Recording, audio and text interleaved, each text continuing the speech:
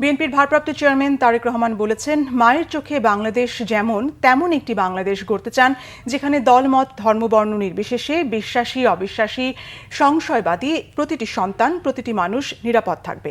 5 আগস্টের বর্ষপূর্তি উপলক্ষে জাতির উদ্দেশ্যে এক ভিডিও বার্তায় তিনি একথা বলেন। তারেক রহমান বলেন, ঠিক 1 বছর আগে 2024 সালের এই দিনে ফ্যাসিস্ট বাংলাদেশ ছেড়ে পালিয়েছে, রাহুমুক্ত হয়েছে বাংলাদেশ। স্বাধীনতা প্রিয়, গণতন্ত্র প্রিয় জনগণের জন্য দিনটি আনন্দের, দিনটি বিজয়। আহমেদ সরারের রিপোর্ট। ছাত্র জনতার গণ অভ্যুত্থানে 2024 সালে বাংলাদেশ ছেড়ে পালিয়ে যান তৎকালীন প্রধানমন্ত্রী শেখ হাসিনা।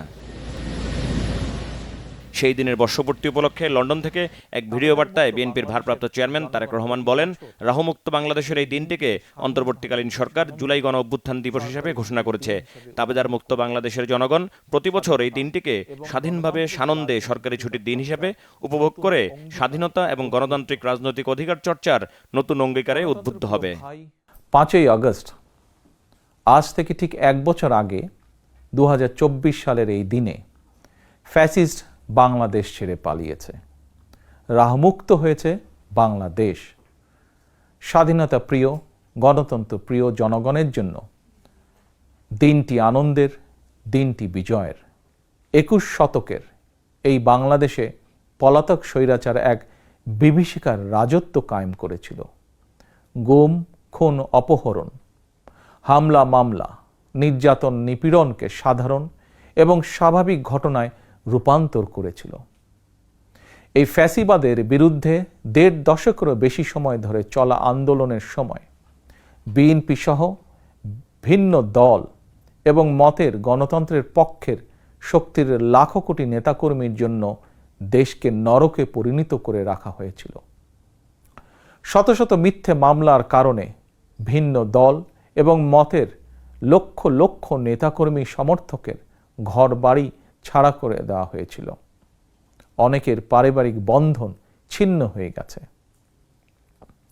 গণতন্ত্রকামী মানুষের কণ্ঠ রুদ্ধ করতে পলাতক স্বৈরাচারের নির্দেশে দেশে শত শত গোপন বন্দিখানা, আয়না ঘর বানানো হয়েছিল। বিচার বিভাগ, নির্বাচন কমিশন সহ দেশের সকল সাংবিধানিক বিধিবদ্ধ প্রতিষ্ঠানকে অকার্যকর করে দেওয়া হয়েছিল। সংবিধান উপেক্ষা করে মানুষের ভোটের অধিকার কেড়ে নিয়ে নির্বাচনী ব্যবস্থাকে প্রহসনে পরিণত করা হয়েছিল। তারেক রহমান বলেন, দেশ ও জনগণের স্বাধীনতা এবং অধিকার প্রতিষ্ঠার জন্য নিজের জীবন বিলিয়ে দিয়ে শহীদগণ দেশবাসীকে ঋণী করে গেছেন। এবার শহীদদের প্রতি সবার ঋণ পরিশোধের পালা। শহীদ পরিবারের কাছে সমগ্র বাংলাদেশ ঋণী। দেশে জনগণের রাজনৈতিক এবং অর্থনৈতিক ক্ষমতায়ন নিশ্চিত করে সাম্য, মানবিক মর্যাদা, সামাজিক সুবিচার প্রতিষ্ঠার মাধ্যমে একটি ইনসাফ ভিত্তিক গণতান্ত্রিক মানবিক বাংলাদেশ গঠনের মাধ্যমেই আমরা শহীদদের প্রতি ঋণ পরিশোধ করতে পারি। একটি গণতান্ত্রিক বাংলাদেশ প্রতিষ্ঠার প্রথম এবং প্রধান রাজনৈতিক উদ্যোগ হচ্ছে জনগণের সরাসরি ভোটে জনগণের প্রতি দায়বদ্ধ, জনগণের কাছে জবাবদিহিমূলক একটি রাষ্ট্র এবং সরকার প্রতিষ্ঠা। জনগণের কাছে দায়বদ্ধ একটি সরকার প্রতিষ্ঠার জন্য বর্তমান অন্তর্বর্তীকালীন সরকার কাজ করছে।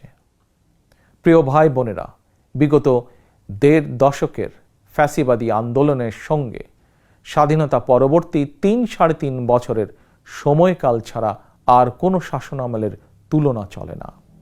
সুতরাং আমি সবাইকে বিনীতভাবে আহ্বান জানাবো, হিটলারের নাৎসিবাদ সম্পর্কে যেমন কেউ গৌরব করে না, পলাতক ফ্যাসিস্ট এর শাসনকাল নিয়েও গৌরব করার কিছুই নেই।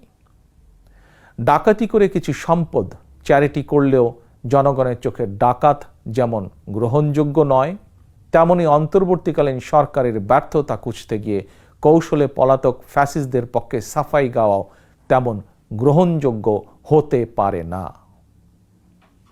যারা কৌশলে ফ্যাসিবাদী শাসনের সঙ্গে বর্তমান অন্তর্বর্তীকালীন সরকারের তুলনা করতে চান, তাদেরকে স্মরণ করিয়ে দিয়ে বলতে চাই, 5ই আগস্ট বাংলাদেশে যা ঘটেছে এটি শুধু বাংলাদেশ নয়, বিশ্বের ইতিহাসেও মনে হয় নজিরবিহীন।